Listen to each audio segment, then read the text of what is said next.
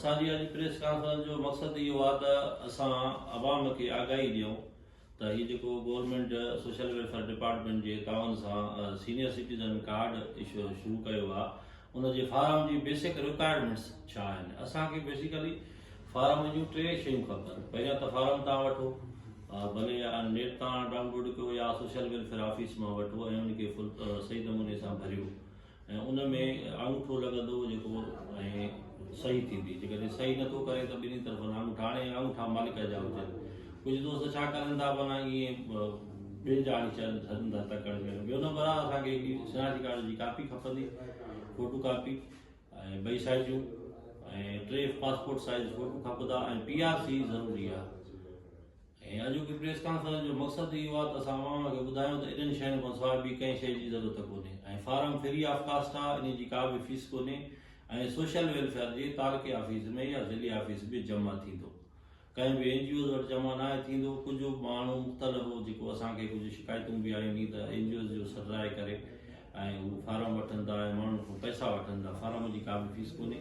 Farm जी requirement इहा आहे त कार्ड जूं 3 कापियूं, फोटो 3 फोटो, शनाख़ती कार्ड जी कापी ऐं PRC जी कापी ज़रूरी आहे। PRC जी बि फोटो कापी खपंदी ऐं असुल भले मालिक रखनि अटेस्टेड कापी उहा जमा थींदी।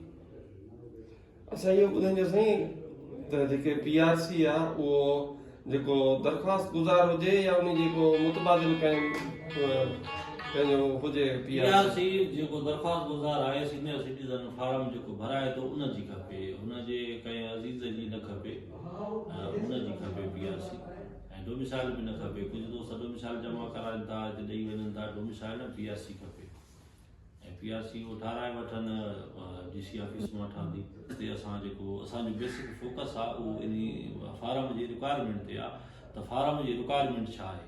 ऐं कुझु दोस्तनि खे ग़लति गाइड कयो थो वञे त बाबा ही राज सर्टिफिकेट UC खां वठी अचो या ॿिए फार्म वठी अचो या बर्थ सर्टिफिकेट, न कंहिं बि शइ जी ज़रूरत न आहे। असांखे PRC 3 अदद पासपोर्ट साइज़ फोटो ऐं शनाख़ती कार्ड जी कापी ऐं प्लस में उहो फार्म भरे, जेके नथा भरियो त असां भरींदासीं। उन में फार्म ते सिग्नेचर ऐं जेको थंब इम्प्रेशन लॻंदो, अंगूठे जो लॻंदो, उहो मालिक जो लॻंदो।